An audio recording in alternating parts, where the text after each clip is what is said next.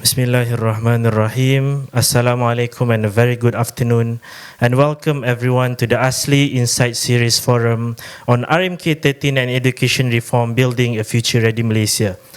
For everyone's information, the ASLI Insight Series is our platform for dialogue on key national priorities, bringing together policymakers, experts and thought leaders to exchange ideas that can shape Malaysia's future. To explain the flow of today's event, it will begin with welcoming remarks by ASLI CEO Mr. Daniel Rahman, followed by a panel discussion with our distinguished speakers and a Q&A session before the closing and the networking event. We hope everyone will gain valuable insight from today's session and take part in the conversation on building a future-ready Malaysia. Without further ado, please join me in welcoming Mr. Daniel Rahman, CEO of the Asian Strategy and Leadership Institute, to deliver the welcoming remarks. Please welcome. Right. Oh, very nice. Let's have a quick look at our beautiful audience today. Bismillahirrahmanirrahim. Assalamualaikum, salam sejahtera, and a very good afternoon. Selamat datang to Sunway University and Sunway City, Kuala Lumpur. It just so happens that as we are having this event here, the Prime Minister is at the hotel across the lake for the World Islamic League event. He's going to give an opening at about 3 o'clock. I'm sure that's available. It'll be available later. On behalf of ASLI, or the Asian Strategy and Leadership Institute, together with our partners Sunway Education, Sunway University, the Jeffrey Chia Foundation, it is my pleasure to welcome all of you to this edition of the Insight series. Thank you for coming for post-lunch session. Here's a round of applause. And we are deeply honored to host 3 distinguished speakers today. Tan Sri Idris Jusoh, Tan Sri, former Minister of Education 2, Minister of Higher Education, and many others. Of course, Dato Sri Mustapa Mohamed, who is the former Minister of Higher Education, former Minister of Finance, Economy, MITI, and my latest member of the ASLI Board of Directors. So I'll always say it's nice to have him on the board and at our events, so that when I present at the board meetings, it'll be a little bit easier lah. I say, Dato Sri, you were there, what? I know, that kind of thing. And of course, a dear friend, a trailblazer in the education space, none other than Cheryl Ann Fernando, who is the director of the Global Institute and leading voice in education reform. Many of you may have known her from the hit movie Adiwiraku. Have you all watched it? Have you seen? Yeah. Sure. Who hasn't watched it yet? Some of you, okay, so look up Adiwiraku. Apparently the full, Tan Sri, you haven't seen it. Apparently the full thing is available online on YouTube. I don't know whether that's a bootleg or whether it's on Netflix. Okay, watch it on Netflix, okay. And of course, we're truly grateful to have a real expert at moderation who has interviewed leaders, you name it, she's interviewed them. None other than Melissa Idris, from Astro Awani, host of Consider This, for guiding today's discussion. A little bit, for me, this is a full circle moment. And I say this because quite literally over a decade ago, to be precise, from 2014, so 11 years now, I had the privilege of serving as press secretary to Tan Sri Idris Jusoh, back then Dato Sri, when he was Education Minister. At the time, I would accompany him every year to ASLI Education Summits to do the keynote. And I remember at our first education summit, being the nerd and the first time press secretary who was highly inexperienced, we prepared Tan Sri a long speech. And the first paragraph of the speech was about how we accept that Malaysia's education system needs to be improved and we have a long way to go. There was about 3 or 4 or 5 more pages worth of content thereafter. But sure enough, the opposition media at that point had the headline, Minister admits education system is bad. And that went viral 11 years ago. So some of the rather bittersweet memories. So to stand here today, I would have never imagined I would be entrusted to not only lead ASLI, but to be able to host my ex-boss in that regard. And it's truly humbling. It is a reminder to us that education shapes leadership journeys, and this is why ASLI must continue to play its enduring role. to convene, to connect, and to contribute to Malaysia's nation-building agenda. Of course, I must add that with Tok Pa, it was my early exposure to what education empowerment is for people on the ground. I was first involved in an education exposure at Tok Pa when I was 13 years old. That's how I'm much older now, but it also shows how much longer ago that Tok Pa was already a minister, trailblazing in his hometown of Jeli, when my mother was actually a teacher, English teacher, to help form Standard 6 students with their UPSR English. And this was back in 2001, so I may have given away my age there. Not that it matters at this point. Ladies and gentlemen, since ASLI was established in 1993, we are 32 years old now. We have been at the forefront of leadership development as part of the Jeffrey Chia Foundation and the Sunway Group ecosystem. We have been mandated by our chairman, Tan Sri Jeffrey Chia, to open up the Sunway ecosystem for leaders. So just before this session today, I was in Parliament this morning for a session with the Deputy President to talk about real politics and the challenges of leadership in today's day and age with Dato Nur Jazlan.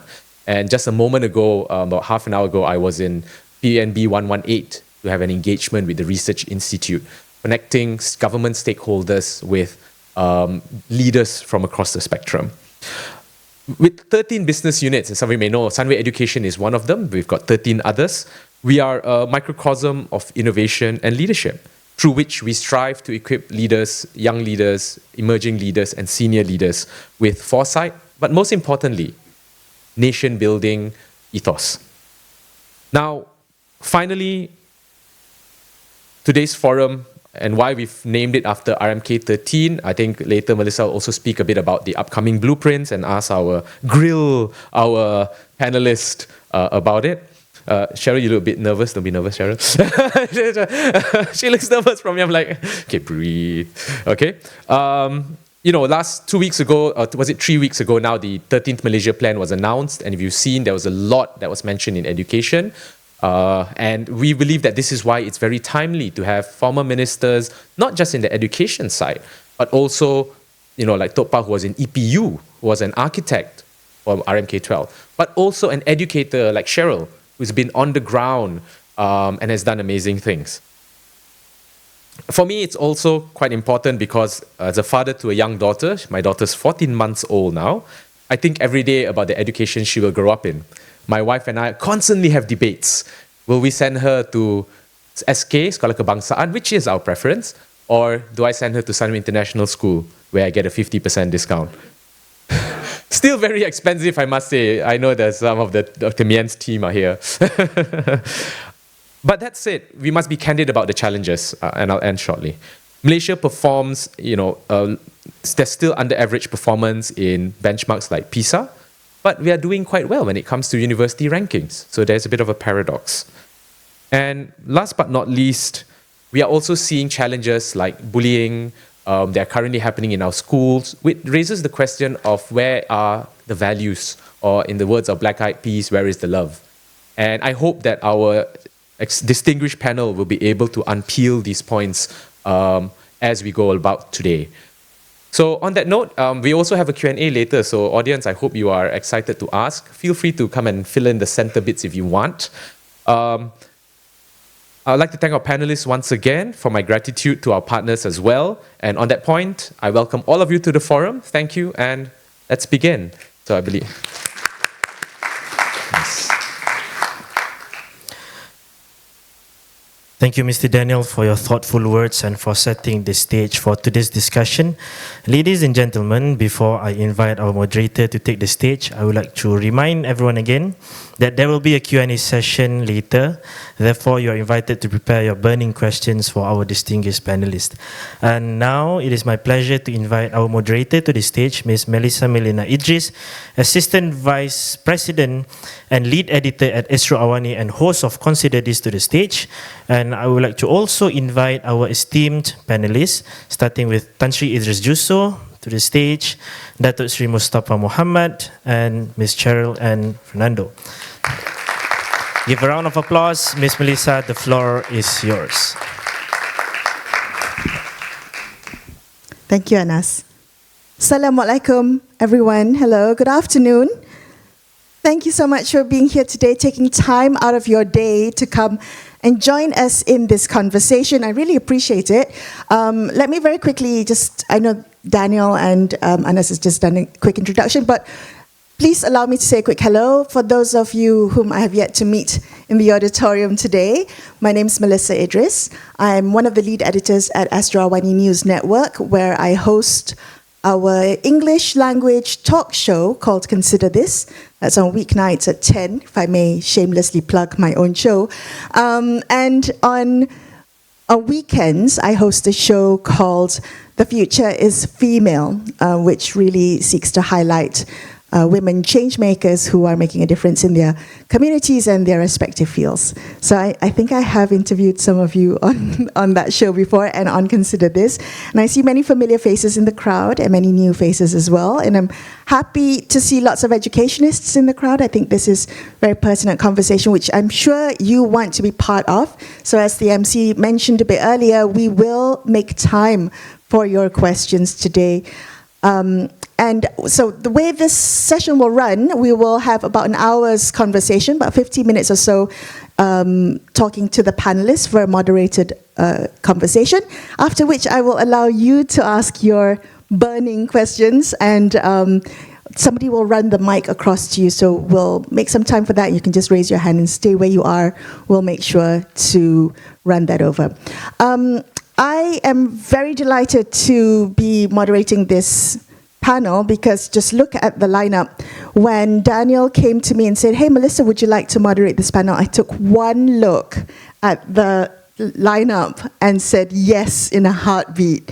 So I'm very excited. I've not yet interviewed Tan Sri before. So out of all the people I have to say, I haven't interviewed you. So now I can tick that off my list. Although we might save the hard stuff for another time, shall we? Okay, so very quickly, let me just set some context before we jump in. I'm going to begin with the kind of opening reflections from my panelists. So we'll give them some time to reflect on what they see as the most pressing education reforms, and whether or not that's been addressed in RMK-13, whether RMK-13 reflects or shows or demonstrates a clear vision for education in Malaysia for the next 5 years. But I do want to say, I would be remiss if I didn't moderate a conversation about education without highlighting the fact that we've had some really troubling headlines in our papers today, recently, about education, about bullying in schools, but the violence in schools which are meant to be safe spaces for our children. So I think against that backdrop, I do want to ask our panelists to share their opening reflections. So may I begin with you, Tan Sri? Does RMK-13 demonstrate a clear vision for education in Malaysia over the next 5 years? Assalamualaikum and very good afternoon. Thank you, Malaysia. First time you're allowed to bully me if you want to, grill me. It's good to see familiar faces. Of course, Dato Pa, who live next to my house in Putrajaya. And nice to see all these people, Alan Brimo, and of course Izaz, when introduced APAL, accreditation of prior experiential learning. He got a place in Sloan University at Asia Institute of Asia School of Business at Bengara, to Satina, and Datin Azima. Yeah, I mean, I haven't seen you for many years, you know, and it's Daniel who brought you to my office. He was very fierce in the beginning, but, you know, later we get along very well. And it's good to be back, actually, and I'm always passionate about education, okay. RMK-13, if you look at the numbers, 67 billion, looks good. little bit higher than was in the previous RMK. And probably if you go back, I was always unhappy when I went to Sarawak and Sabah to see at the dilapidated schools in Sabah and Sarawak. And I kept saying you should spend at least 1 billion on that. Cheryl, you seem to be inagreeable with me. Yeah, okay, good. And we talk about access, we talk about equity and being inclusive, especially in the remote areas. We talk about special needs. We talk about quality and curriculum. Quality is very important. Mm-hmm. It's not just education, but I think the whole crux of the whole thing is, as Daniel was saying, is about quality education, how to make sure that we provide the best quality education for Malaysians. That was my first remark when I was Minister of Education. I can remember to both of them. I was there 2 years as Minister of Education, and I was 3 years as Minister of Higher Education, so I can talk in both areas. I would probably do the higher education. He said, Cheryl will do the schools, the K-12. And the quality, I still remember when we did trust school before, which I'm still very passionate about, Sekolah Amanah, and how to make sure that they're going to future. I'm happy to see that the English starts to come back in this RMK-13. But again, the devil is in the implementation, not so much in what's being said in RMK-13. In the governance assessment, long life learning start to come back. I introduced a so-called micro-credential, whereby learning is not only when you graduate, learning is whole life learning. You can get 3 credits here and then you accumulate another 6 credits after a while, and you get degree after 10 years. 6 years, 10, 120, 12 credits per year, you get a degree after 12 years. And again, I said, ISAT is a good example of APEL, where you get your experience being counted, given credit for it. There's lifelong learning. And TVET start to come back. I'm not going to go details on that. And what excites me when I look at the so-called National Education Council, we need to be more long-termism, rather than having a minister who change the policy every 3, or some stay for 3 years, some stay for 2 years, and not even 5 years, and keep on changing the policy, our education policy. And of course, the one who has the position need to have the knowledge first about education. If you come from, not just because you're a graduate, you look good, you can become a good Minister of Education. You must be passionate, you must know what you're doing. This is very important. I said, besides that, it's long-termism.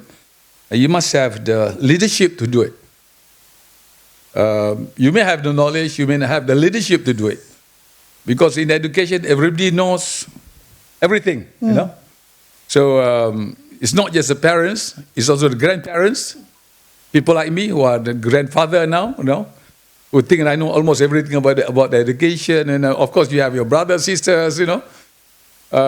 Everybody wants to talk about it because it concerns everybody. And again, integrity. We talk about the council. These are the details that need to be looked at as you move along. And you see the TVET, higher education and TVET. We talk about being said quite a lot, which I quite agree on, because we have to understand what's happening, the industry that's happening. That's why we talk about 2U2I, we talk about CEO faculty program. I was from Terengganu a few days back. I was traveling in a plane that's a livery that's written UPM on it. University Pertanian Malaysia. University Putra, sorry. Sorry, it's been a while. It's been a while. And I text Tony Fernandez, I'm happy to see that this is it's been painted by Asia because of, I appointed Tan Sri Fernandez as the CEO faculty. He's so excited, you know, giving lectures at universities. And so he just painted the whole Asia, one Asia plane with UPM on it, University Putra Malaysia. So it can go very far if you really engage with industries. And besides that, we have this student support assessment and global benchmarking. As Daniel was saying now, we are doing quite good in global assessment for universities. Right. Because that was the first task given to me by Najib, Dato Sri Najib, sorry, not Najib, normal Najib, okay. He said, we need to be in the first, in the top 100. So he said, give me 3 years, and we did it. Now you see, our universities are in the top. Our research universities are in the top 200 mainly, but I think this year is 67 or 57 currently at the moment, but we're not doing as good in PISA and TIMSS. Right. Which that they probably want to talk about it afterwards. So basically, these are the areas. I stop for the time being. And we'll come back because you raised quite a number of key issues. A few things that we might want to touch on later include leadership of the education system, how to ensure policy continuity, how to bring in the private sector and see what role that they play in terms of industry readiness for our graduates, our students and our graduates. So if I may invite Dato Sri first, maybe you can share your reflections on RMK-13 in terms of education. Thank you, Melissa. It's good to be here. The good mix of young people. A few of us have been retired quite some time, so in general I've been quite reluctant to speak up. I expose myself to big audience like this one. So thank you, Daniel, for inviting me, and good to be here, and I look forward to listening from participants. I hope you to be active in your questions. RMK-13, as we know, is a policy document setting the stage for the next 5 years. This is number 13, of course, for obvious reasons. I mean, we started, this is the 13th time we're presenting this plan. There's a view that there's no need for a plan. Some countries have abandoned planning. Planning started in Moscow, went to China, India. Even India has abandoned the rigid planning they used to adopt in the past. But Malaysia still believes that it is important to plan, because our people are not good at doing things by themselves. So the 13th Malaysia Plan provides the overall framework for the Madani concept. It's about raising the floor, raising the ceiling, tata kelola, governance. And the last chapter is about Malaysia, what Malaysia is going to be in the year 2040. Is a just Malaysia, united Malaysia, technology, AI, and those kind of stuff. So firstly, of course, you cannot expect the details to be in the 13th plan. It's a general document. I did the 12th plan. That was 2021, 2022. So education is in this chapter on social mobility. There's 7 chapters altogether. Chapter 3 is about social mobility, and there's a lot of education as highlighted by my good friend Tan Sri Idris Jusoh. I'm going to speak a bit about higher education. I don't know as much about lower education besides running this basic program, what Daniel shared with you, a tuition program, English for rural schools. His mother was instrumental in helping me getting this started. So higher education, I was there in the year 2006. I was the second minister. Idris Jusoh did a lot more. He's longer there. I was learning the ropes. But what we did, two things which I want to share with you. First, we set up MQA. We went to Parliament. I presented the bill, and now MQA is up and running. This is about quality. The other is these research universities. We decided that we should. I mean, we have universities at that time, 15, 16. We should have the upper ranking universities to be in this category called research universities. We decided to allocate more money to this to focus on research and development, and that's probably one reason why you have now there's 5. My time was 4. In Malaya, I think it's number 58 now, doing very well. One of the top 100 universities in the world. So education is basically the future. It's something that we all have got to be interested in. I applaud this initiative by ASLI. We have to be open and frank. We cannot be too defensive. We're talking about the future. So I would like to plead to everyone, government, CSOs, young and old in this room, we have to be open and frank. Otherwise, we cannot resolve problems. So my initial intervention at this point in time, number one, education is key. Whether you want to achieve Madani or Tata Kelola, or raising the floor, raising the ceiling to be high-income nation, AI, education is key. Therefore, it's got to be priority number one. Of course, everyone likes to be number one on the list. Yeah? Defense, of course, is important. Health, everything is important. But teaching has got to be the profession of choice in this country. It's not there. In China, scholars, I call it, this high respect by people. Academics and scholars to this very day, the Chinese government is devoting a lot of money to education, university education. So it's key. Yeah? Whatever you want to do, whatever government wants to do, whether it's smart farming or AI, we have to make sure that education is put on track. And by that I mean, in particular, teaching profession, whether you're talking about lecturers or teachers in schools. It's got to be the profession of choice. We've got to fix whatever needs fixing. Number two, the focus has got to be on quality. We want to compete with the world. This is a highly competitive environment. We do not want to lag behind Vietnam. There was this World Bank report. Karen showed me this report this morning. My colleague in SDSN. We are behind Vietnam in some of the countries. Of course, PISA is another. TIMSS is another. So, as a nation, we want to be a great nation. We can do. My message to my friends is that we've been underperforming.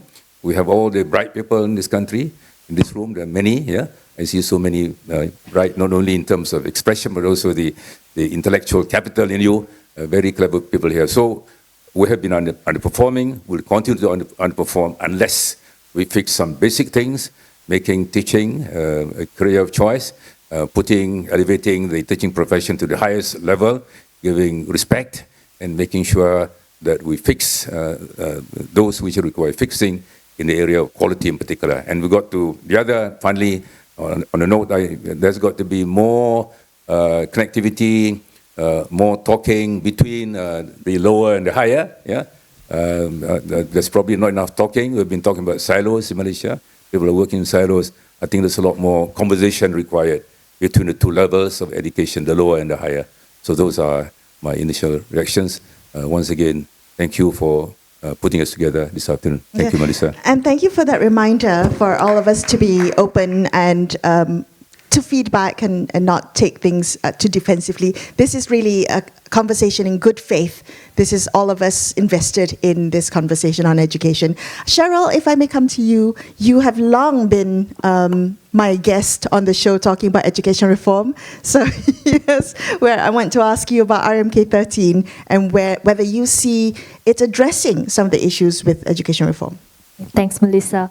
I initially thought Daniel was inviting me to watch the panel. I didn't, so I accidentally said yes, but it's been a while, but here I am.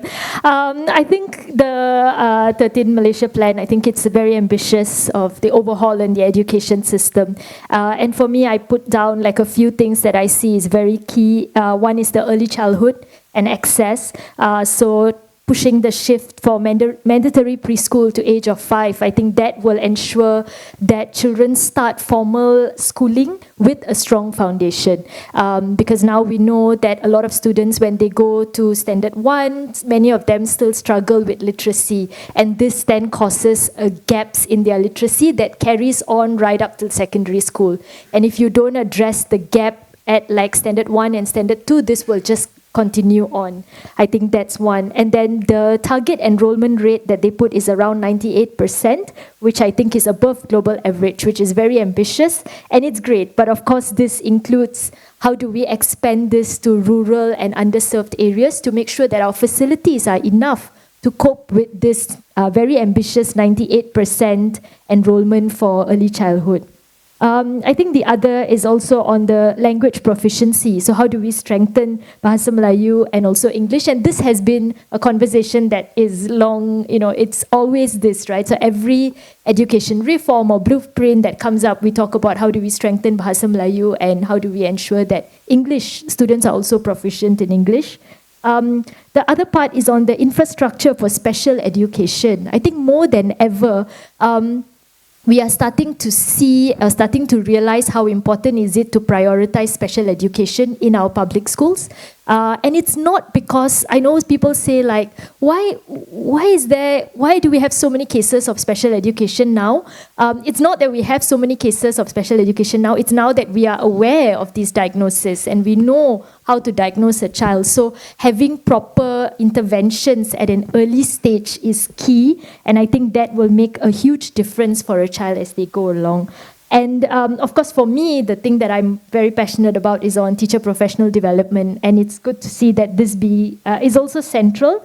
You know, how do you ensure continuous upskilling and a more open or more merit-based recruitment system to become teachers? I think over the years, we have seen that the qualification to become teachers has increased. Like, it's not so easy to become teachers. You have to have your straight A's and you have to do your interviews and all of that. So you have seen a rise in the quality of teachers, at least on paper. But how do we ensure that this is sustained, that teachers are not getting burnt out after their 5th year and 6th year, and you know the system is supporting them? I think that's very important. But in terms of like what gaps, if I'm seeing, I think the things around values and skill building still becomes central, especially now in light of the bullying cases and everything that's going on in school. How do you prepare?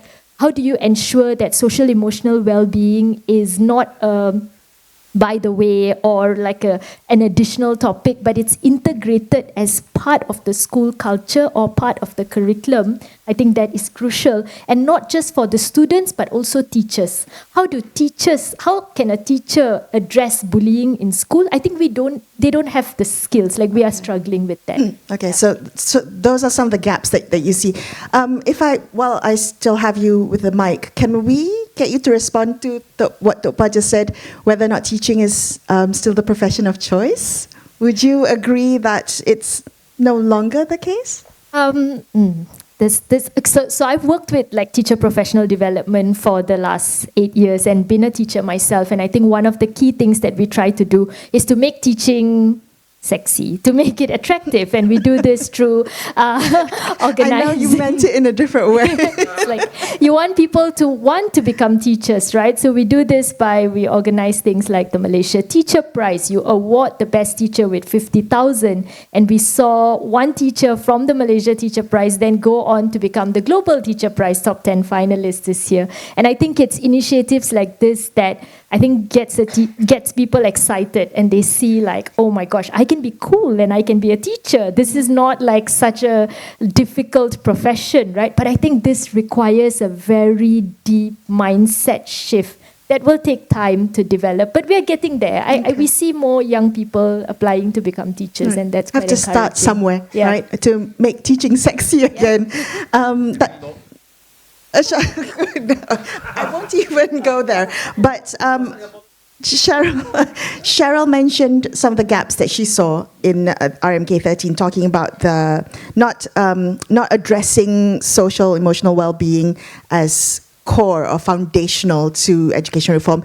Tan Sri, can I get you to tell me where you identified gaps in this Malaysia Plan?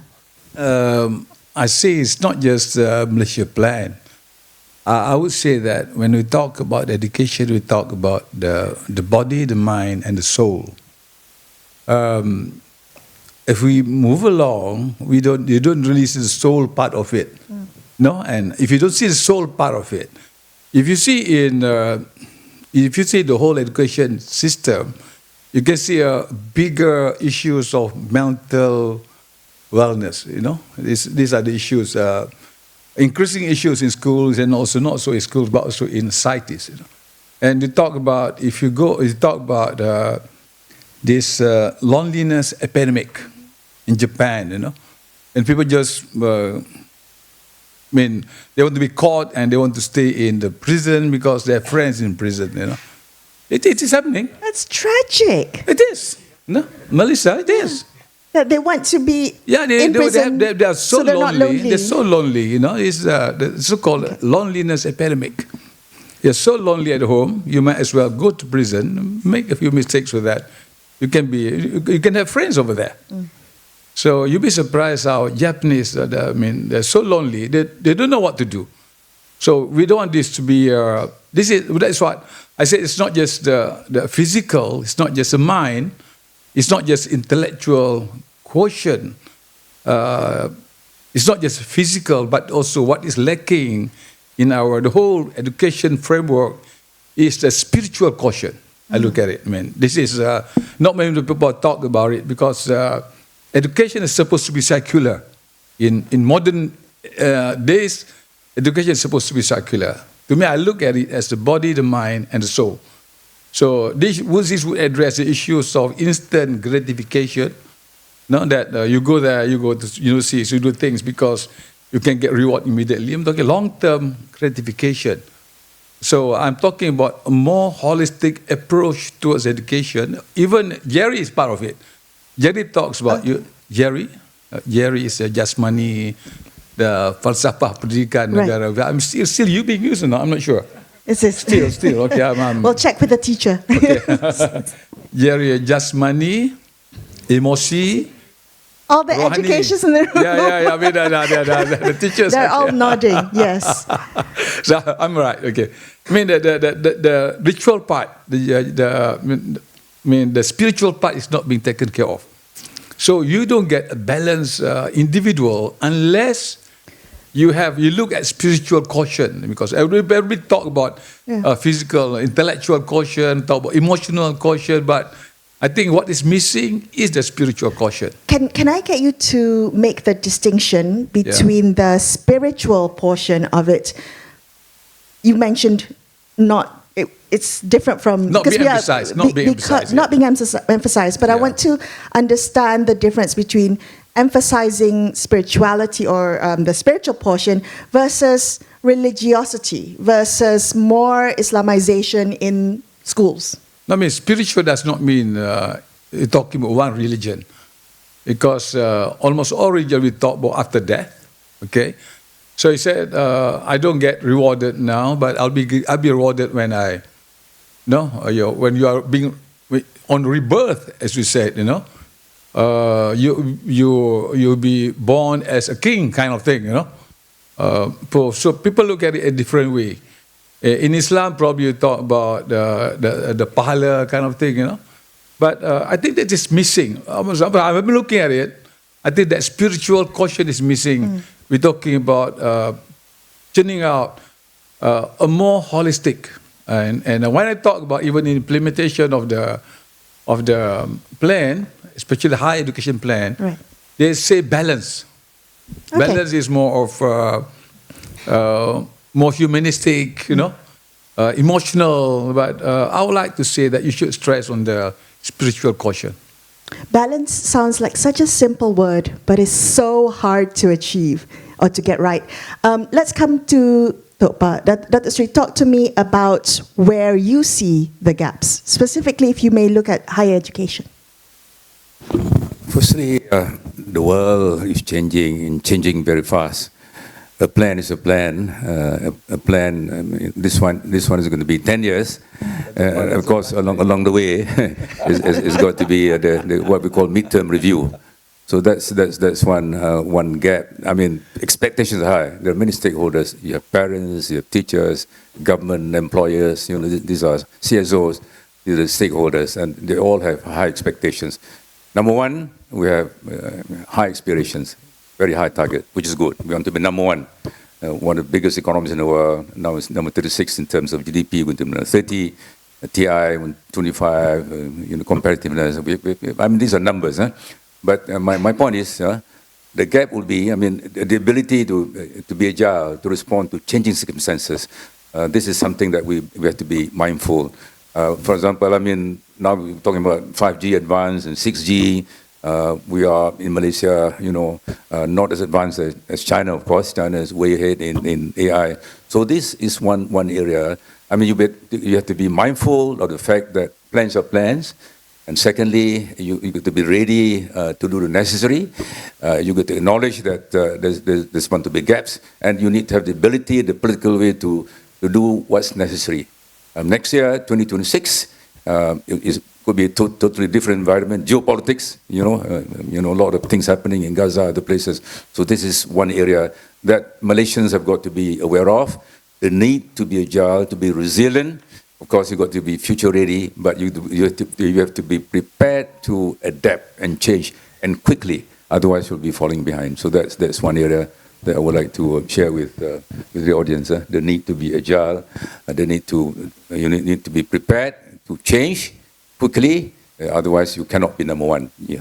Otherwise, you got to lower your level of aspiration. Topa, can I focus on education policy? So the idea of having a 5-year plan, for instance, a Malaysian plan, that will guide the country's vision for education versus the ability to be agile and to adapt and to really hash out the details of making that vision become reality.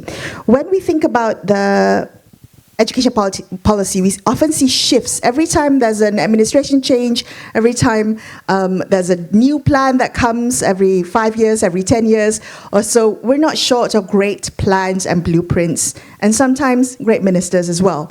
But when there is a change, it means everything starts from the very beginning. There is often very little policy continuity. Let's focus on the challenges of continuity. Change has to happen, it is a must, but it cannot be driven by personal or political interests. It's got to be national interest. And how do you get there? You need to have buy-in, you need to have extensive engagement with various stakeholders. I mean, whatever you do, any policy that you put in place, you need to get a buy-in from, of course, it is impossible to get everyone to agree to a proposal. There's bound to be people who disagree. But the challenge is, you need to acknowledge that there's the need to change, but it cannot be for the sake of changing because you have a new driver in the seat. It's got to be driven by national interest. I mean, that's a challenge. And how you get there is by having very good engagement, quality engagement, the need to get buy-in. Now we're talking about 2 blueprints. One is the higher education blueprint. There's going to be another blueprint for schools. We're not too sure exactly where they are, but in the process of getting there, of course, there's got to be extensive buy-in. Of course, some of you are heavily involved in some aspects of the blueprints. So the first part will be making sure that you get all the views on board. I mean, not every view. I don't mean every view, or the major views. Secondly, before you implement, I'm sure the government will do that, and the need to get buy-in. But the quality, I mean, is the issue of, so that when it is implemented, you get the support. Anything that you do, you need support from employers, from teachers, from parents. This is the challenge. Change has got to happen, but change has got to manage in a way that people accept the need for change, the rationale, and to do that, you need to convince the various stakeholders. You got to make them to believe that there's a need for change. Change is for the good of the country. We're not promoting any particular parochial or narrow interest. What happens when the change is not needed? So sometimes when we change drivers of the train, for instance, the entire train changes as well, because each person may want to have their own branding or their own stamp on the policy. There are 2 types of changes. One is superficial, the other is substance. The plan, I mean the overall direction, that will be the substance. For example, Tan Sri was minister, he's got this tagline, soaring upwards. He would say soaring and visor upwards. You remember, some of you. So that's a form. Well, I started the Research Universities Initiative, the substance, but he continued with that. What he did was to further improve on that. So, but it's got to be, I mean, once again, because education is key. It's so critical, For example, there was a time when we said Japanese is important, Of course, Japanese is still important. And the Japanese, I'm sure there are. But no, it is Mandarin, Mandarin. The future, 1.4 billion people speaking Mandarin. So perhaps, besides English, some countries are doing this already. 1 + 2, Bahasa Melayu and English. One more, for example. And that could be Mandarin. There was a time when Japanese was very important. Japan was the number 2 30 years ago.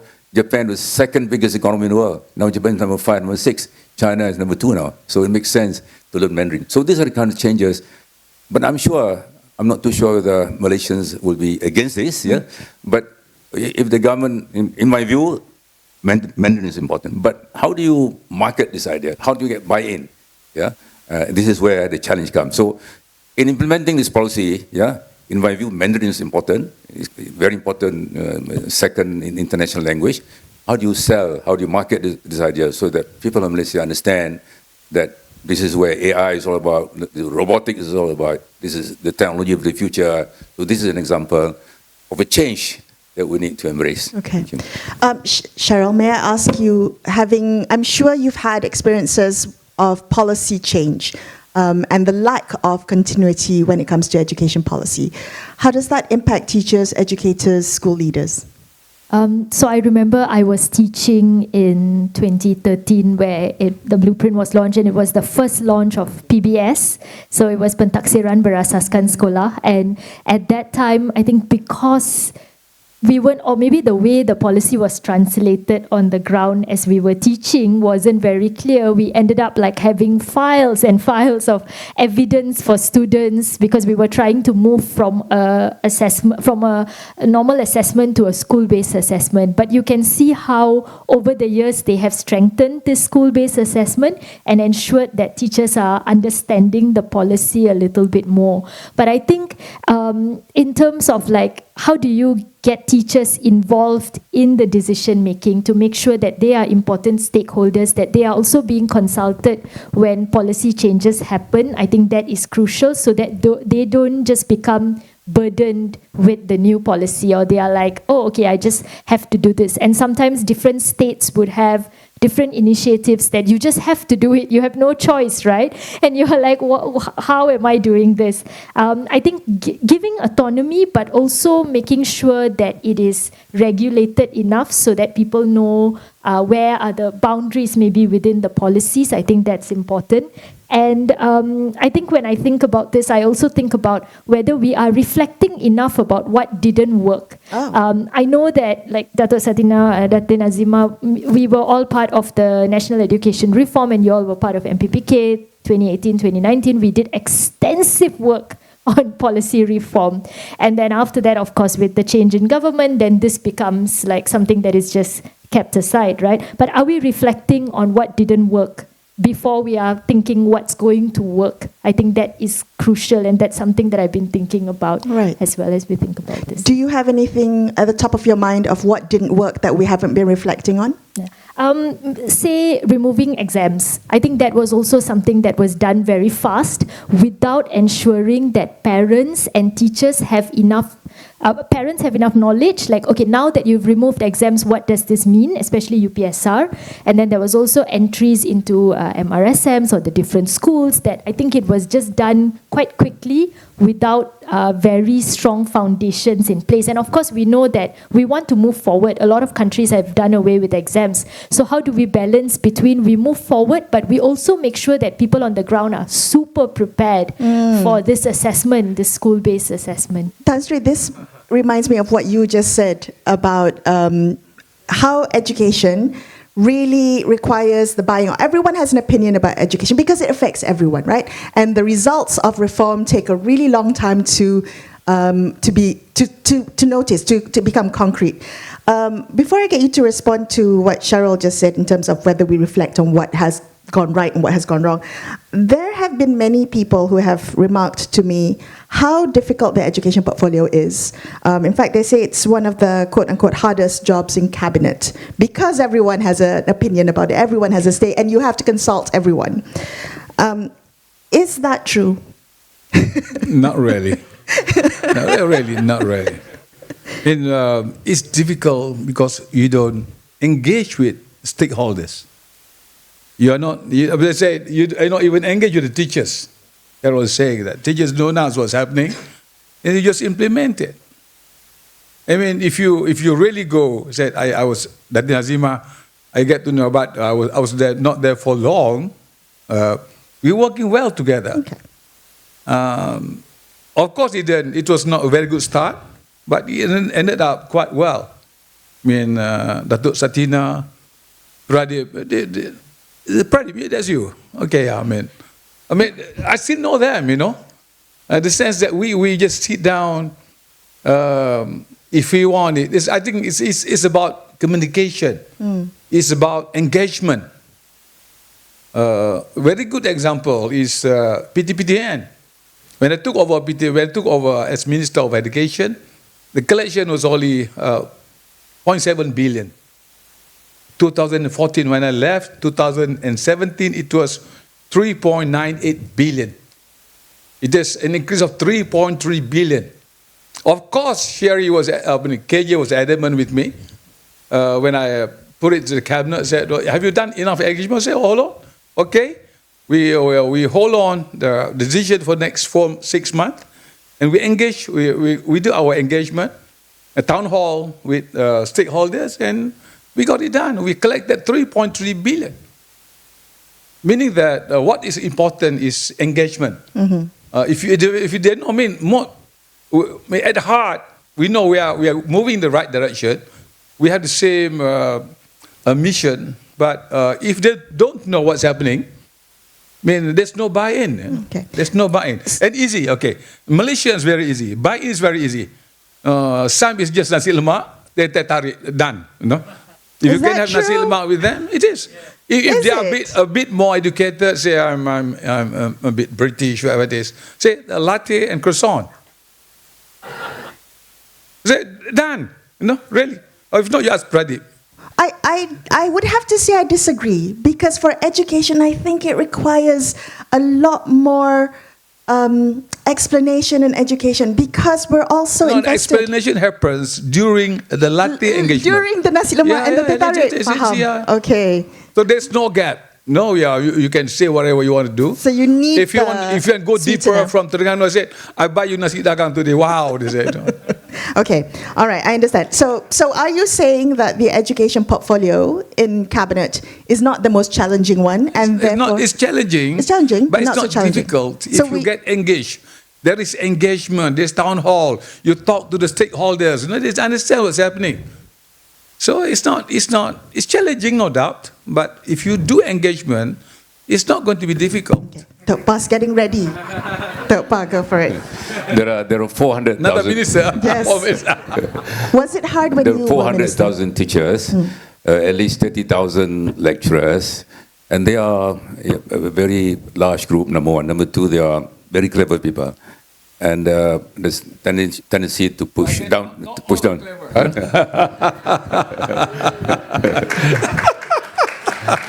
Thank you. I don't have problem with professors, I don't have problem with Tan Sri professors. The thing is, if you engage with them, again, it's just teh tarik. They don't ask for much, If you don't like teh tarik, it's latte, So sorry to say this, Dr. Pa. Yeah. So it is a process, yeah. It's got to be done. How it is done, yeah. Once again, it's quality engagement. This is not rocket science. Number one, education is key. Number two, some changes are radical. Number three, it's got to be properly understood by everyone, and you're dealing with a large number. So this is a challenge. So it's a question of how you have to do it, how you do it, but it's got to be done.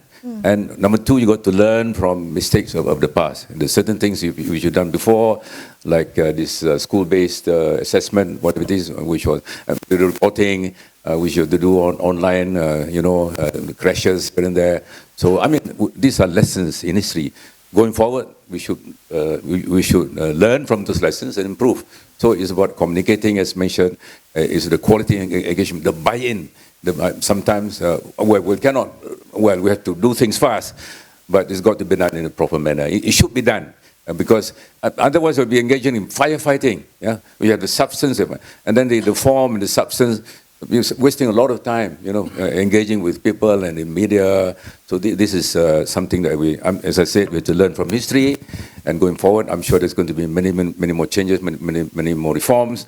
You've got to be thorough in whatever you do. May I ask, gentlemen, may I ask both of you, if you can zoom out. When we talk about education reform, you brought up a great point about if you don't get the buy-in early on, all you end up doing is wasting time firefighting, correct? But part of education is addressing the immediate concerns. We can't afford to wait decades to be able to see the results of reform, which is the nature of the beast. We have to wait decades. When you were ministers and as leaders and decision makers, when you once were making decisions for education policy, how did you balance that? The need for the structural reform versus the immediate quick wins, the immediate band-aids that our education system require? Siapa nak ambil dulu? We're not. I was ready. I was happy. I was lucky because I have Daniel as my press secretary. You know. I would always send questions to Daniel. That's right. Tok Pa, what were you about to say? We're not here to teach anyone. Yeah, I mean, we are saying all these things based on experience. Yeah. So the issue is how do you balance, the need to push for reform, and at the same time adjust this with the pace that people are comfortable with. So as I said, there's no simple answer, but there's a technique, of course, yeah? And that will be quality. You need to get buy-in, yeah, to get confidence. Whoever the stakeholder is, this is, I mean, from experience, this is so important. We cannot be wasting time, dealing with, as I say, firefighting. So to balance this, yeah, and the simple thing to do is the quality engagement. Make sure that it is properly understood. Sometimes, there's some general concepts which have not been translated in simple terms. Yeah? So you have to be thorough. You have to think through. The strategy has got to be properly outlined. Otherwise, some good things will be derailed because of a lack of a proper strategy. Yeah, I mean, as I said, we're not teaching anyone. Sharing wisdom. Yeah. Tan Sri, did you want to add to that? Again, I want to talk about engagement. I talk about communication, very vital in the success of anything that you want to do. Private sector can play a very good role in trust schools. I mean, they were doing well before. Of course, it was expensive in the beginning. I remember you said you're 213. But we can scale it down. We can scale it down. We make it less expensive. Of course, when the private sector look at it, I mean, they have the money, Khazanah has the money. But I said, I even presented the present minister how you could really do the trust school in a cheaper way. And talking about others, we have people from Khazanah, we have people Huawei, going to universities. We're talking about industries in universities. Right. You really do it. And we have 2 year to eye in the sense that you do 2 years in universities, you do 2 years in the industry, in the plantation management, that the next 2 years you are in the industry, some industry are paying you 2,000 a month in your 3rd and 4th year. Which is happening. But you need to work with the industry. You cannot work alone. Again, I'm talking about engagement. Again, I'm talking about communication. Make them understand what's happening.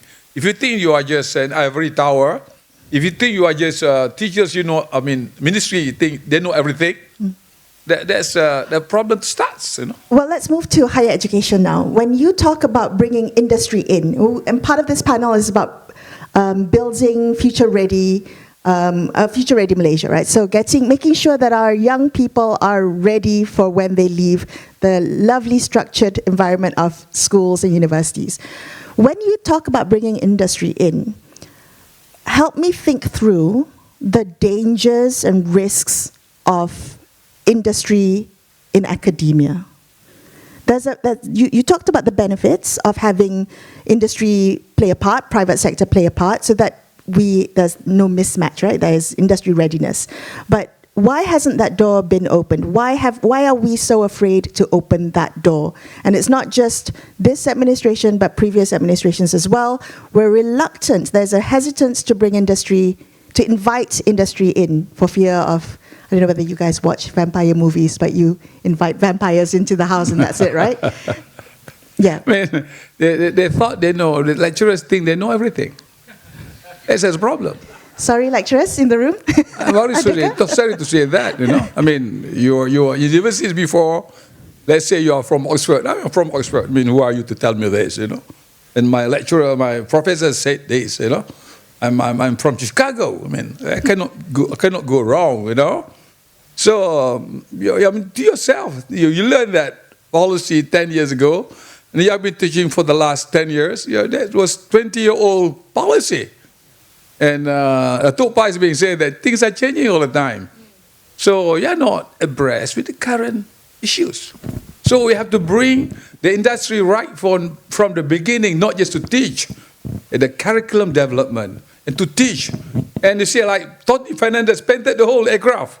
I mean, his offering is, when he went to UPM, he got the whole hall, 1,000 students waiting to answer questions because they get a free ticket to Timbuktu kind of thing, But really, the simple question, what color is Asia? Red, oh yeah, free ticket to Bangkok. I mean, they love. And these people coming to university with 1,000 students listening to you, oh my God, they cannot go back that night, cannot sleep, because it's so good. But we don't get them engaged in the whole thing. Again, I'm saying engagement. I mean, if we cannot engage, we're going to have a good policy without proper engagement. That's the word. That's the key word. Let's put this in its perspective. This is about the subject is industry, academia collaboration. Yeah. Firstly, it is a process once again. It's happening at a faster pace in some places. Here it's happening. I think the issue is how can you ramp up? How can you accelerate the pace of change? Yeah? We started with 1 week, internship. Now it can be 1-2 years, for example. So the point is this is happening. What is important is whether we should ramp it up, whether we should accelerate this process. Number two, how to make it more meaningful, how to make it more productive and constructive. Yeah? So the way forward, when we talk of AI or Huawei or Microsoft, whatever the company is, I know that I've been talking to some universities. Some are okay, some are doing well, some others are lagging behind. So the challenge is how to get more universities to come on board. In the north, you have UNIMAC, for example, which is strong in microelectronics, semiconductors, working closely with companies in Penang. 1 year of practical. So some companies are doing well. So the issue is how do we get more companies to come on board? So once again, how do you accelerate this process? Because change is happening very fast. How to make sure that it is meaningful to everyone, a win-win situation. I think now there's a greater realization that it is a must. Closer collaboration with industry is a must. The issue, once again, is some are moving slowly, some reasons perhaps in some places, but I'm pleased to see that there's been some progress. I would like to see more progress, in particular in view of the challenges we're facing now with AI, with technology adoption happening so fast. There's even a greater need for universities to be more agile, more flexible in its arrangements with industry. There was an initiative that was mentioned in RMK-13 that universities would get more autonomy from governments. Is that a positive trajectory in both of your views? We've been talking about this for many years. I mean, it's not that easy, yeah? Of course, there are many different types of autonomy. Financial is one. Finance is key, I would say. The fact is, government has limited resources. Many ministers competing from the same pool of money. And you've got to compete. Therefore, universities have got to go out to industry, to philanthropy, and others. In my view, there's certain in Malaysia has got to be an evolution process. It is happening. I know that universities want this to be stepped up, the pace of change. So the issue probably is money. The other will be authority. Authority will be related to GPA, promotion, grades, those kind of things. I cannot imagine Malaysian universities having complete autonomy in the next few years. It's happening. It is an evolution. Perhaps the pace is a bit too slow to some people. Or perhaps a phased approach. Autonomy, again, is good. It's a process, not only in universities, but also in schools. Cheryl can talk about it. I mean, this is a good example of Teach for Malaysia. Yes. Big hands to Cheryl, actually. Yeah. Now, in the global school leaders, I mean... Global Institute now, yes? I mean, now, She's looking at allow her to speak about autonomy, probably, trust school and all these things. Cheryl. Yeah, sure. So I think I remember in the last blueprint they put that they want to ensure that JPNs and PPDs have enough autonomy so that they will be able to decide what is good for schools, right? And I think in my work, when we work with school leaders, we started to see how important that was. For very simple issues, say there was a haze, right? And it's the air quality is really bad and they're waiting to close schools. And it's not rocket science, like you should close schools, right? But because we are so used to waiting for authority or waiting for permission, so then we wait, like, oh, should I close or should I not close, right? But if you empower the school leader or you empower the district enough to say, if you see it's bad, you can close your schools, then that's fine, right? That shouldn't be a big issue. And I think we become, because there's the trust deficit, right? We all don't trust each other. Maybe the districts don't trust the states or the states don't trust the schools, and it trickles down. So we all become scared of, like, what if you don't report? What if you don't send in documentation? How will I ever know what you're doing? But if we want to ensure that we are more trusting and we are ensuring that we have great school leaders in school, we have great teachers, then we must allow this autonomy to take place. Tan Sri was the education minister too when you were teaching. Yes. Right? 2013 when we launched our yes, blueprint. that's Yes, right. I was teaching. It's my first year. I've just made that connection. I just saw him nodding. Okay, I want to give some time to the audience to ask some questions, but I would ask you to be respectful and mindful of time. We want to take as many questions as we can. So if you can keep your questions brief, and I would also love you to introduce yourself to our panelists before directing a question to them. We have some mics on the floor that will be provided for you. So if I can get a show of hands, does anyone have a question for our panelists? Yes, we have one on the left here. Thank you. My name is Tamizi. I have two questions. One as a parent with a neurodivergent child. He's on the spectrum. So as a parent, I think she's 25 years old. So it's a journey of 25 years for her. And, the support wasn't there at the beginning. The understanding wasn't there. And so the role of the parent for these children is almost insurmountable. So when you talk about education, there's always the assimilation of people who are on the margins. And I think that needs to be addressed. In Australia, I understand that there is a policy of education for all. So if you fall into some of the marginal categories, the state actually comes in and addresses that. So, every section of the population is kind of looked after. Okay. But that's stakeholders' engagement. My second question is, I'm in the executive search, and it's about talent. And every time I hear, Putrajaya saying there's a brain drain, I see talent every day and they're still here. It's not a question of whether we have the talent. The question is, what do you want to do with them? And the immediate issue today is really about employability.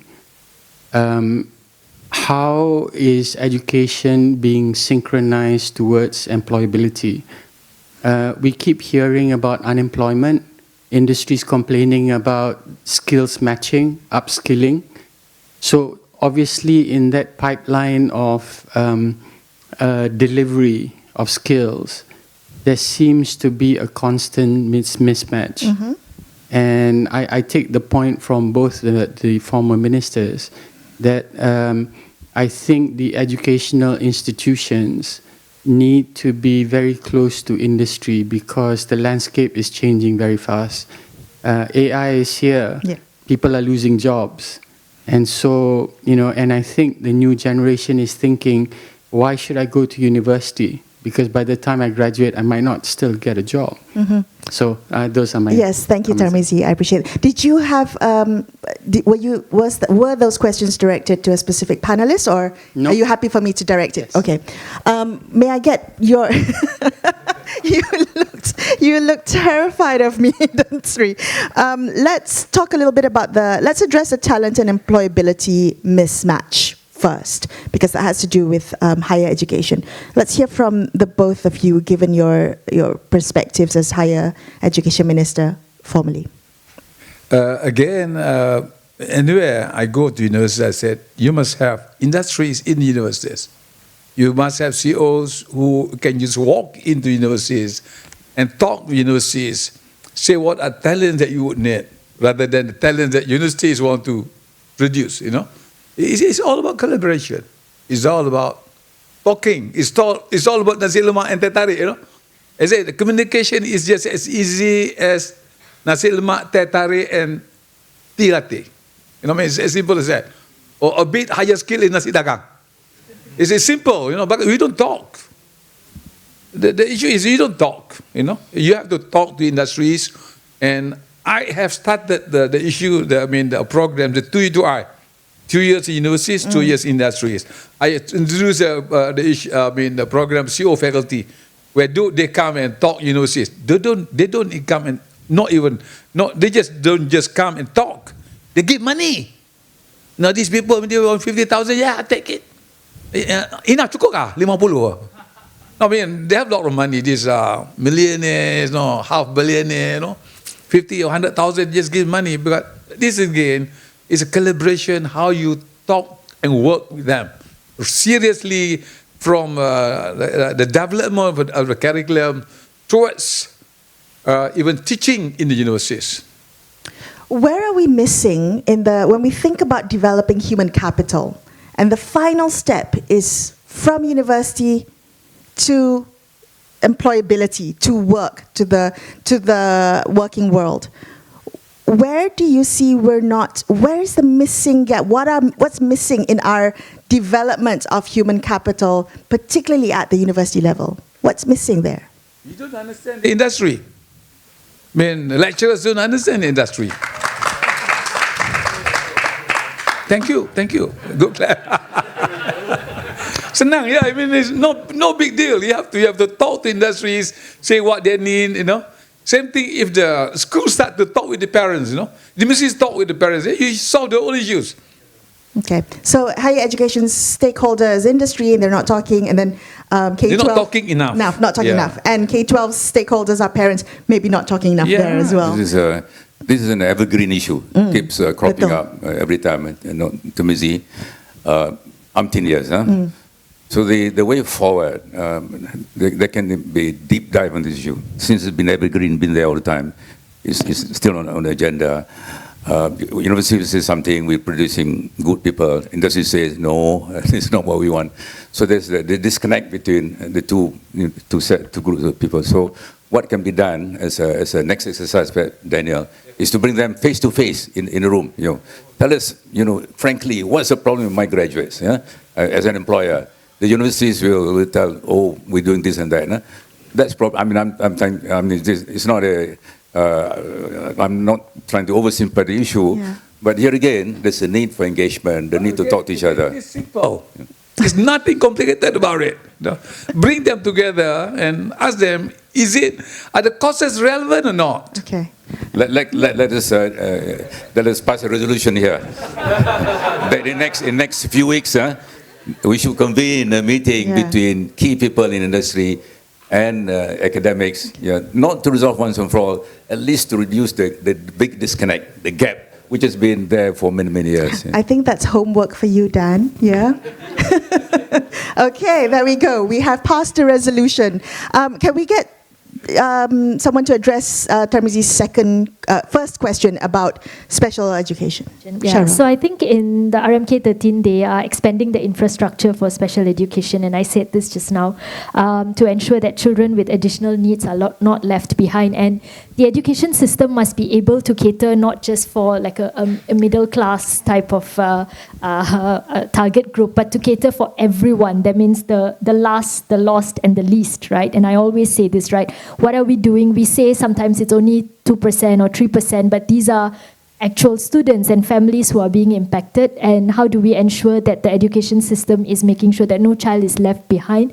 I think that becomes crucial. And I think just one small thing to add, I think, to this discussion, it's very interesting because However, I mean, the education system will never be able to catch up with how fast the world is. I think that we have to accept and just know, right? Like with AI and with everything happening, the system is not going to be able to catch up. But how can you ensure that you are giving your students the right skills and the knowledge and the motivation that they need so that they are agile enough in whatever industry they are in? And I think I always come back to, like my son, he's 5. He's a very smart kid, and he goes to Tadika and he's like, why am I doing ABCs still? When, I mean, he can tell all the flags and he's a very smart boy, but I'm like, this is your social emotional skills that you need to learn in school because these things are evergreen, right? So how do we ensure this skill building is not in university because the disconnect is happening there, but it starts from your preschools, that you are starting to build these skills and values in the children. Thank you, Cheryl. Okay, let's go. Time for more questions. We're going to take a few. I'm cognizant of time, so let's take a few at one go, and we can answer a whole bunch. So let's see a show of hands. You've got 2, 3, 4, 5, 6, 7. Lagi. Okay. Okay. Oh, ada lagi kat belakang. All right. Okay. Let's calm down, everyone. Let's take a few questions. Let's begin let's take the questions at the back first, and then we'll move our way forward. Was there a gentleman with a hand up just now? Yes? And there was one on the side as well, yes? Okay. Hi, good afternoon, everyone. Recently, there's a few ASLI politics, right? They voice up the frequency for UPU. I want to ask the Tan Sri, if in the future you become again the Ministry of Higher Education. Okay. That's a great way to ask that question. If you become again the Ministry of Higher Education, would you think that the UPU necessary to reform and give it back the equal opportunity to every student they need? Your name is? Ming Ho. Ming Ho. Minghoe. Okay, thank you so much. And we have a question over there. Let's run the mic quickly. Do we only have one mic as well? We can pass it to the... Yes, hi. Danish from Sunway. I have one brief question, and this is directed to Tan Sri Idris. Thank you very much for speaking the truth about the education, about the soul part. Because I wonder what is the purpose of education. Historically, education was about preparing the industrial workforce, but we are so devoid of other things that the economy that we build destroys the planet. Hence, what's the purpose of education? Okay, thank you, Dinesh. Right, we have more? Okay, well, I see a few more. So while I get the mics run over, let's take an opportunity to address the sole question. And if anyone wants to attempt to talk about UPU, please feel free to do so. Basically, education is to make you ready, a whole holistic person. It's being said all the time. You have to produce a holistic, entrepreneurial, and balanced graduate kind of thing. And to me, I don't think that you can produce a really balanced graduate unless you are balanced in these 3 areas. It's your physical, it's your emotional, and your soul. I mean, the so-called the 3 questions that you have. So I think it's got to be properly addressed. As I said, this issue of mental health, which is happening right now, which need to be addressed. It cannot be addressed unless your soul is taken care of. You don't talk about instant gratification. You talk about more long-termism kind of look, you know. And I get the issue of loneliness epidemic. You know, I mean, which is happening because you think only about yourself. What's my next job? But no, I just wanted to add on that. Okay. So if I may be so bold as to maybe paraphrase a bit of your question about soul and the idea of loneliness and the need for kind of civic consciousness and empathy. It's all part of nation building, which is what education was meant to do, right? Education is not just about skills, but also about nation building. And I do wonder whether sometimes our nation building through education is reduced to just gestures and maybe pins on uniforms, but whether you think there should be more focus on nation building in schools, and what would that look like in practice? Real, concrete, effective nation building. As I said, they're developing citizens. And citizens has got to be holistic in nature. It's not just you're very bright, okay. Also, you're talking about emotional quotient, which is being humanistic, which is again not good enough. Because to me, there is this spiritual quotient which is not being well addressed. Kind of, but not being well addressed in the whole system. This is intrinsic, it's a soul, it's the raw kind of thing. I mean, how do I say further about it? I mean, no, the rest of the panel, if you want to add on that. You don't develop a holistic person, a well-balanced holistic person, unless you develop all these three areas to me.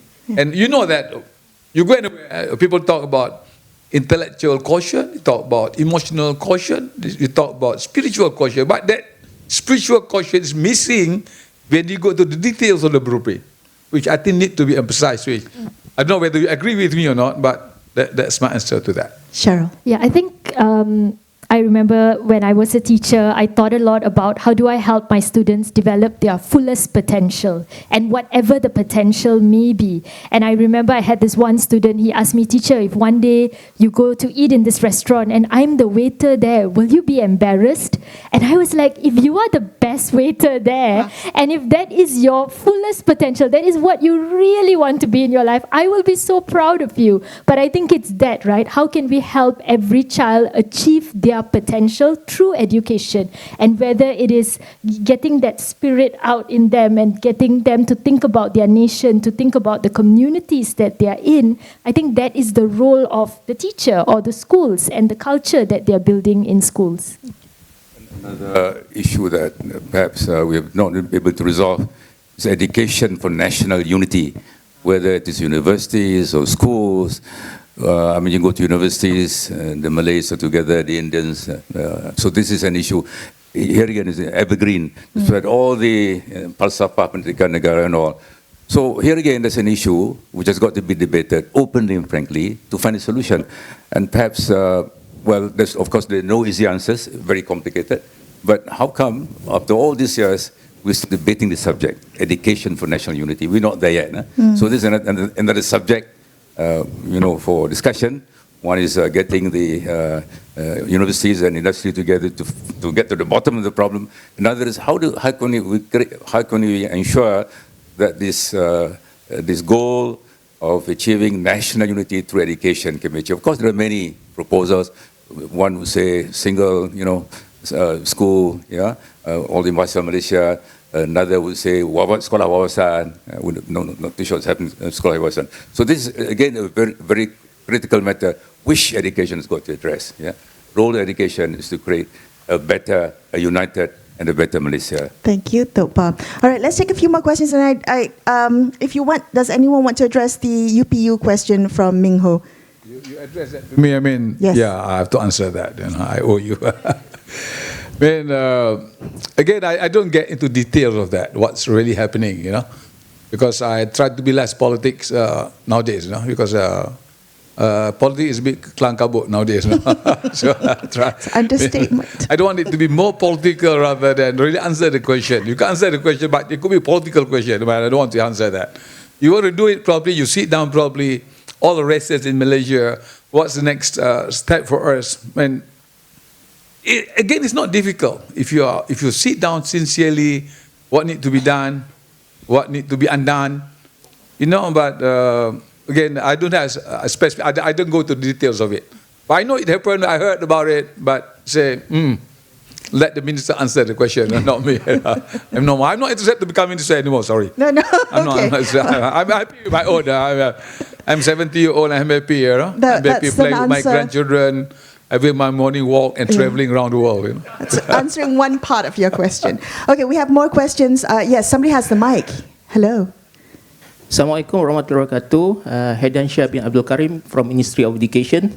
When we talk about education, we need to look inclusively as a whole Malaysia. We have a region in Sabah, Sarawak, and Peninsular Malaysia.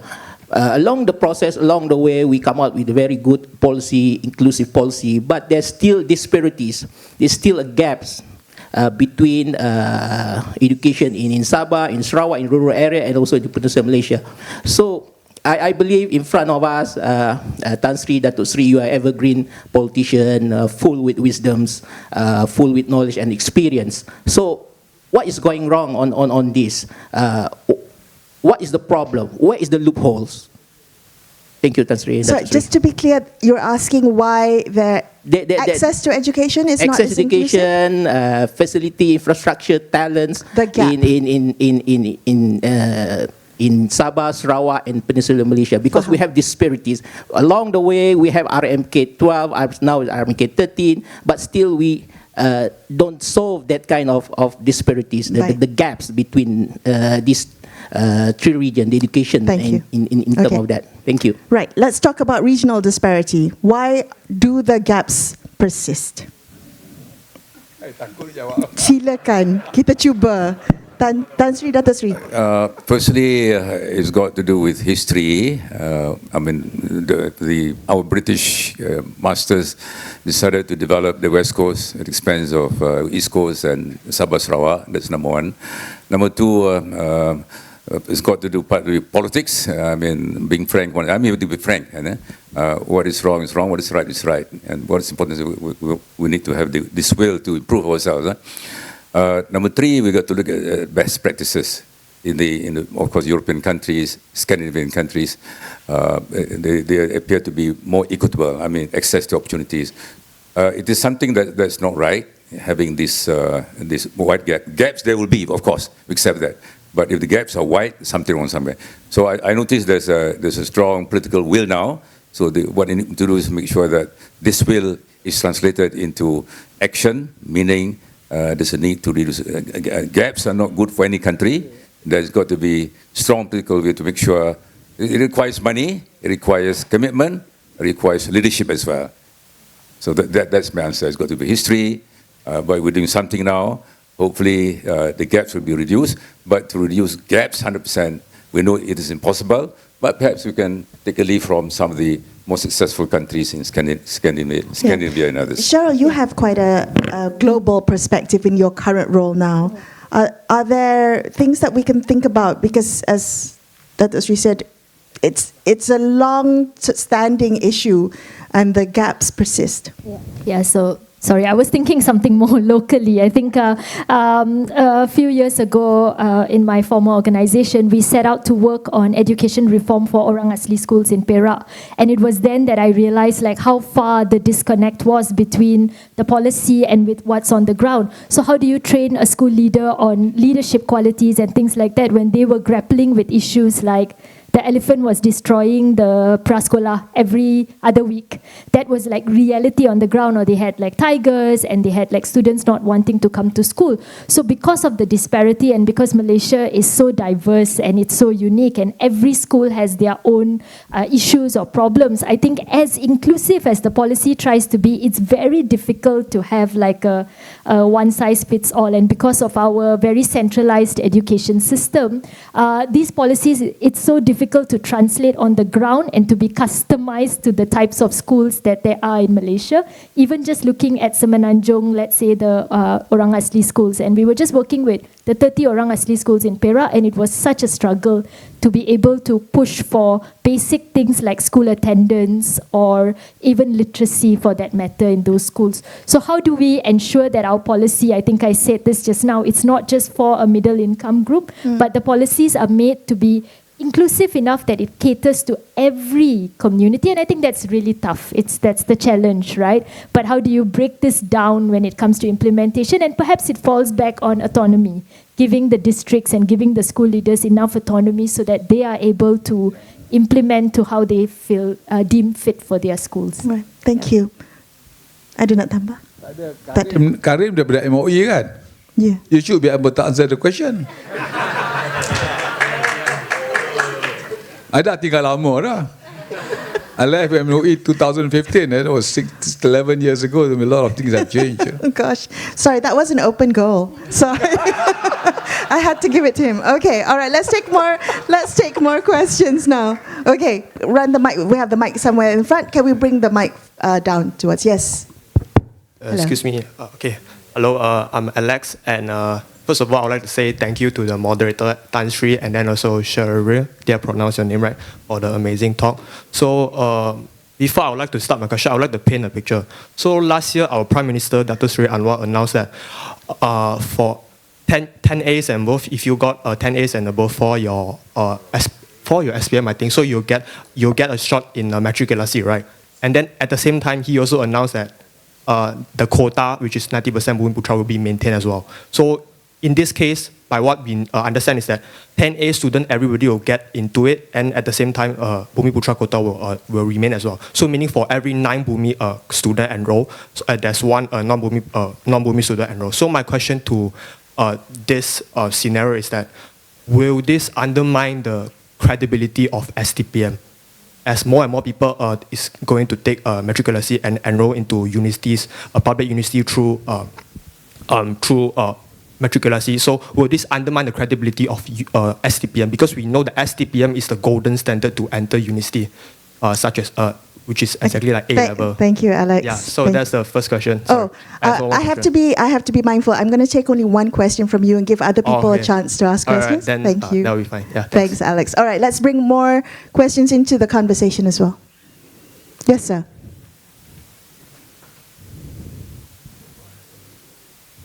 Hello.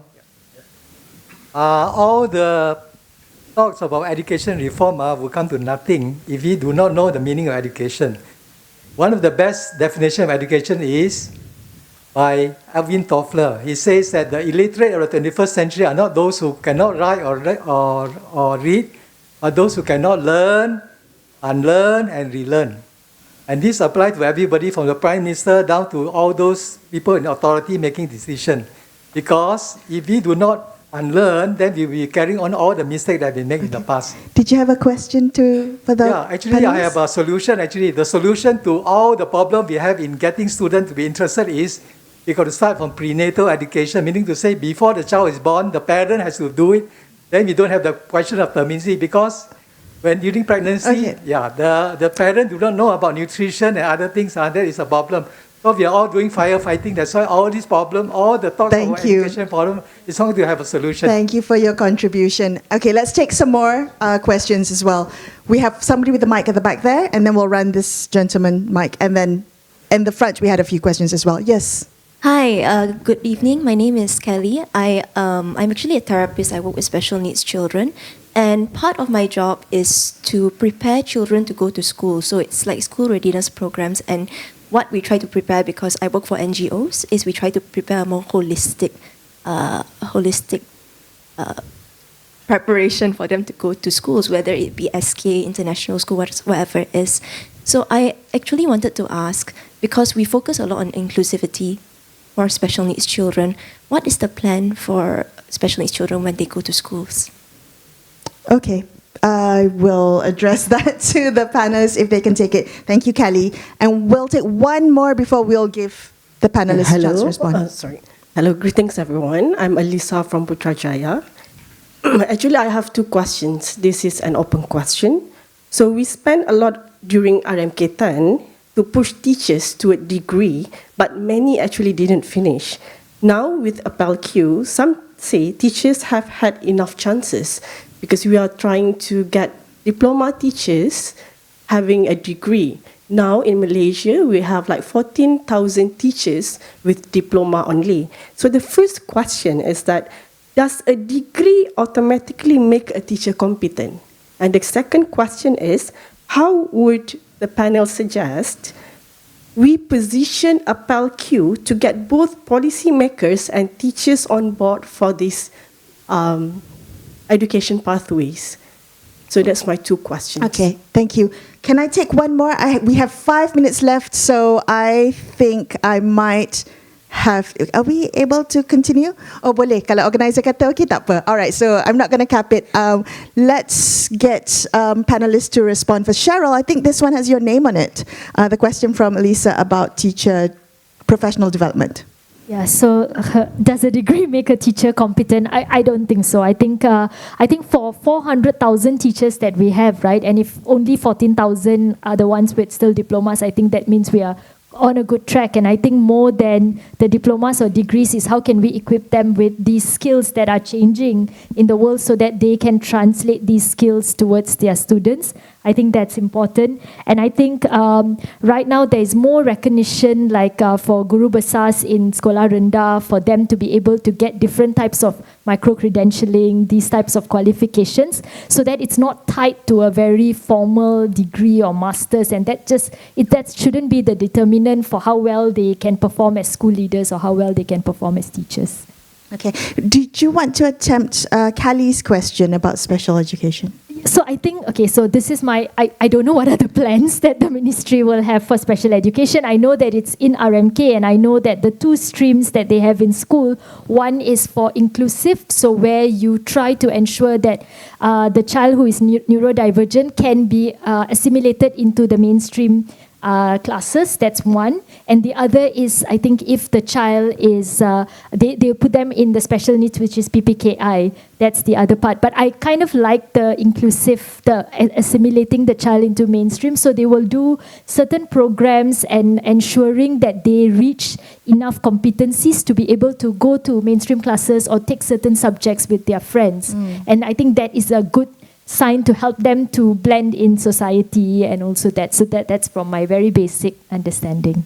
Thank you for the question, Kelly. Before I open it up, does anyone want to take the STPM question? And I say this with love. I'm an STPM student, and it was the hardest exam that I've ever had to do. Me too.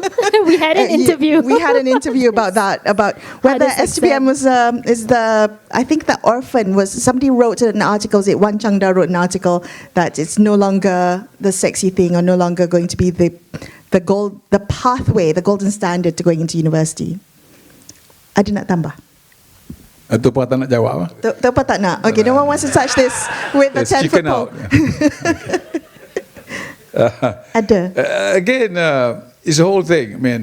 I mean, if you ask me, ask a basic question: why students must go to school 5 days a week? Why not 4? Why not 4? I have friends who are doing homeschooling. They don't even send the kid to school. I have friends who are who skip Form 1, Form 2, Form 3. I thought Pak is ready to answer now. They join the school at Form 4 and Form 5 and get all A's. And she was telling me yesterday that did the SCCA straight pass first exam. So how relevant is it? This is worth rethinking, to look at the technology that we have, the AI that we have, and this is what we call reform, actually. No, but we just look at the whole thing. Is K-12? Cheryl talking about K-12. Is K-12 still relevant nowadays? Is again, I was saying, are universities still relevant? If you are become a Grab driver after 4 years of university education, no point. No point. So this is hard question. I have no simple answer. But probably Alvin Toffler Jr. has the answer to it. Maybe. Let's take some more questions. I'm going to call it another 5 minutes of questions before I'll give the panelists some time to close out the panel. So let's take our final 3 questions. First, 3 people to raise their hands will get the mic. This gentleman has been waiting a long time. Let's give the gentleman by the side here. Sorry, yes. So one there, one this gentleman, and then the last one, the lady with the mic already. Sorry to everyone else. I apologize in advance. Yes, sir. You can answer first. Hi. Thank you so much for the opportunity. Good afternoon. I'm Shukri from Sunway. So I'm just curious, as throughout the whole entire sharing session earlier, there were some comments that came up which were like the devil's in the implementation. Even though the issues are coming up, some of the issues are still evergreen. I'm just curious, like, because we have like an abundance of ex-education ministers such as yourselves, we have really individuals who are really experienced and a lot of wisdom. So those issues still persist. So I'm just curious, like, with the many education ministers and also the director generals who have since. Not because, okay, I got my answer.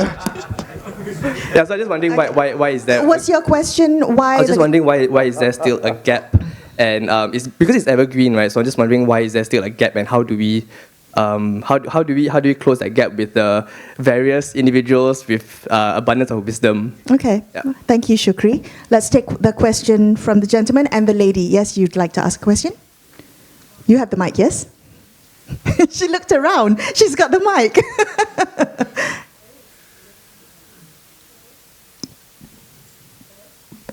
Yes, you can just turn it on and then, or you can just yell your question and I will repeat it out. Tak apa.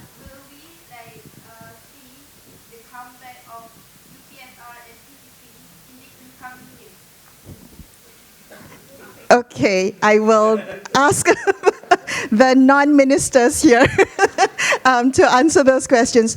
Your name is? Nadia. Thank you, Nadia. And gentleman in the front with the batik shirt. Thanks. My name is David Tay. I'm actually just came back after 20 years abroad, overseas. So I'm actually an educator, I'm a researcher, and I actually do work in sustainability, ESG, talk about inclusiveness and sustainability. Thanks, Tan Sri, Dato Sri, Cheryl. I think we actually know what's the problem, right? And then we also know how to actually solve that. I think my question is actually around in terms of like the Future-Ready Malaysia, right? And education actually spread through from preschool and all the way up. Now the thing is that based on the experience as a ministry, right, how do we actually do or collaborate more in terms of this inter-ministerial, cross-sectorial, just not about MOE, but also about Ministry of Finance, Economy, to really come out at the very high level.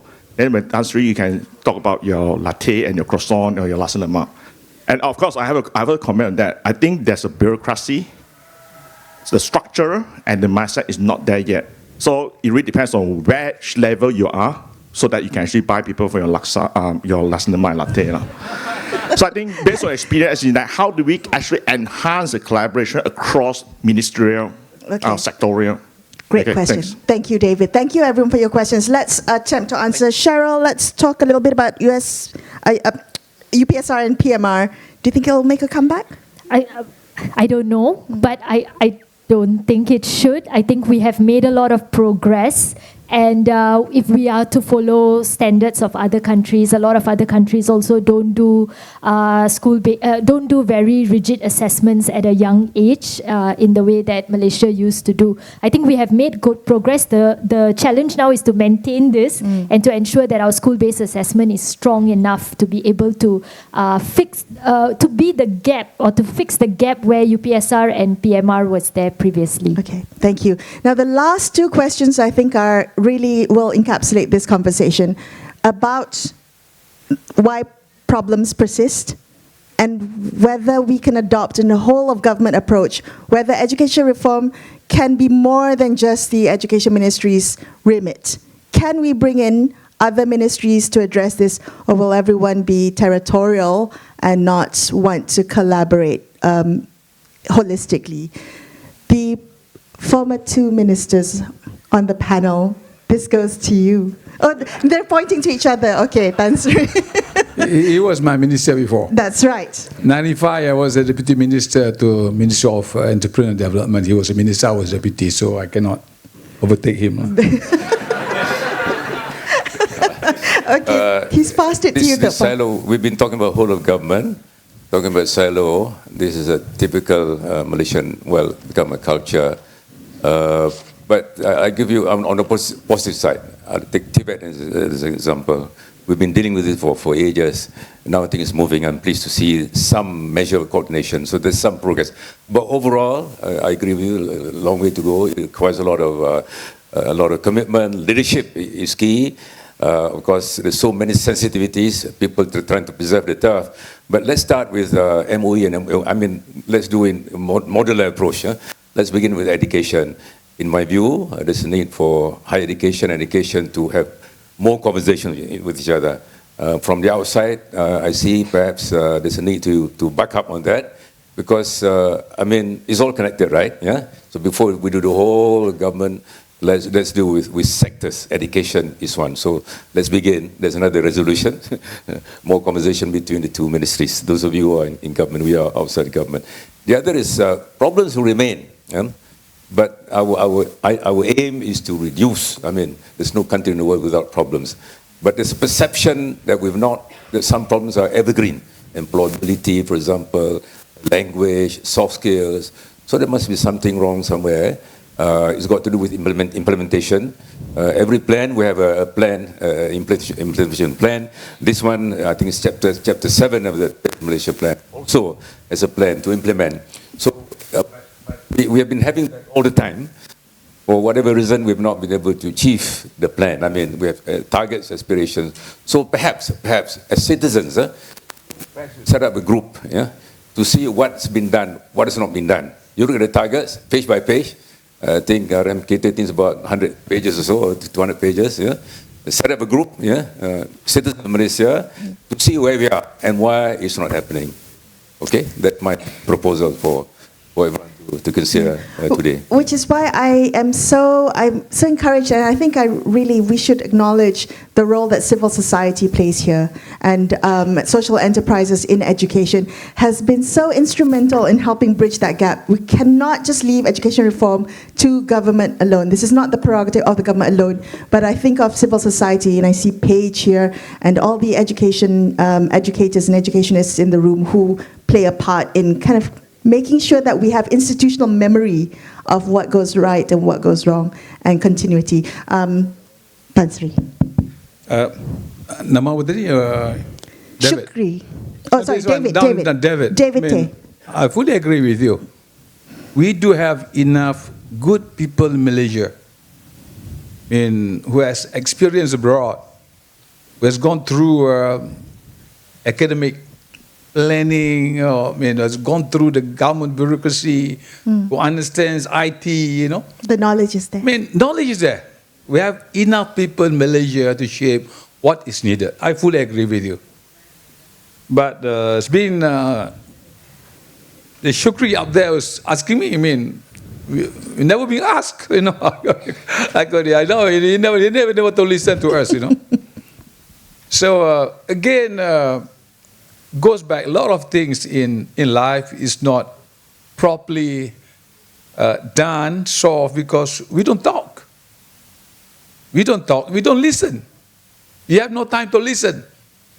When you talk, you are the only one who talks, 1 hour program, you talk 55 minutes, You don't have no time to listen.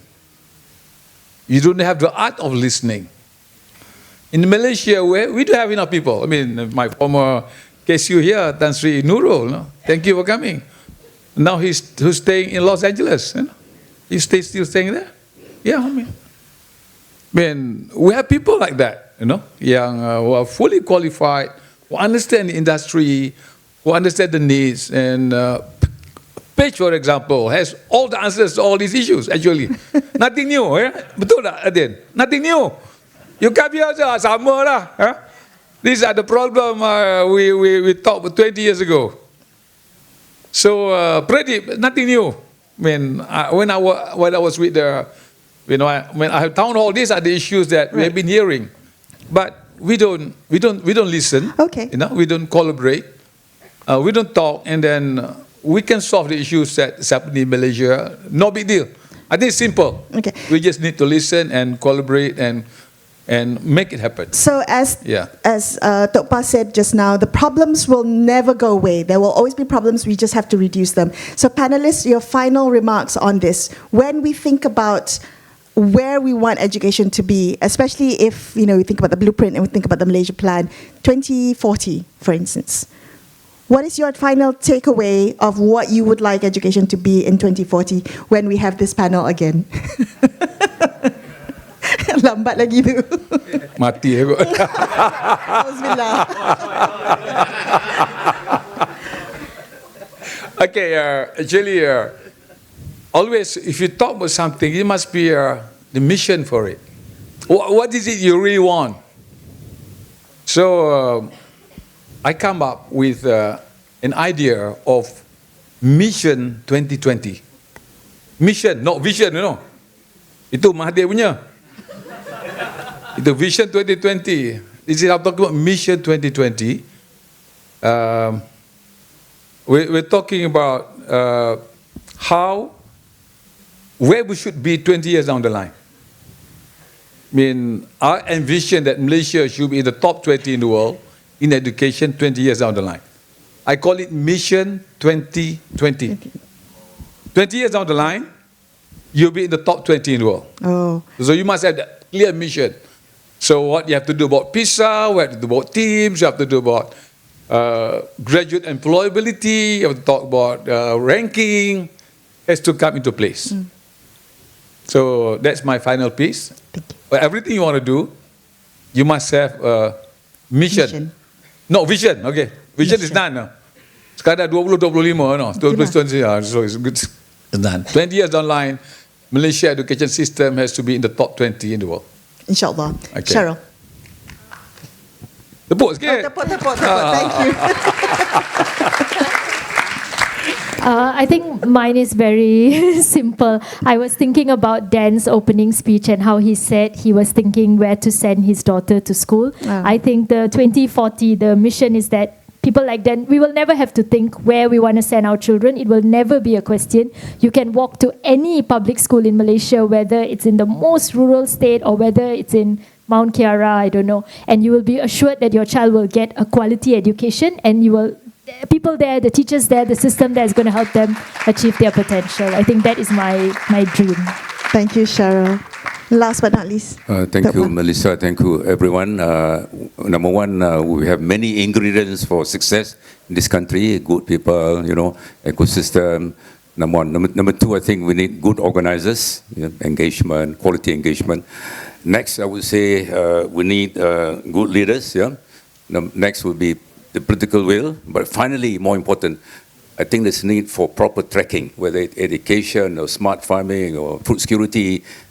Citizen, the role, CSO, as the Minister alluded to this, there's a need for citizens to play its role. It's not just the government. You have all the plans, all the targets. Many of them are very high aspirations. I think it's time for citizens to rise and play a role. Keep track of all the numbers, all the targets. Tell the government why it's not happening and propose ways how we can achieve those goals. So I think that's lacking. Citizens in this country have not been proactive. So as a very important takeaway of this session this afternoon, I think we all should be aware of our responsibilities. We have to provide the feedback, and the government, of course, have got to be good listeners as well. Thank you. Okay. Ladies and gentlemen, round of applause for these wonderful panelists sharing their insights and being so candid today. Thank you so much for being such an engaged audience. I really appreciate you staying here till the very end. And thank you to the organizers for having us. May I hand it back to Anas. Thank you.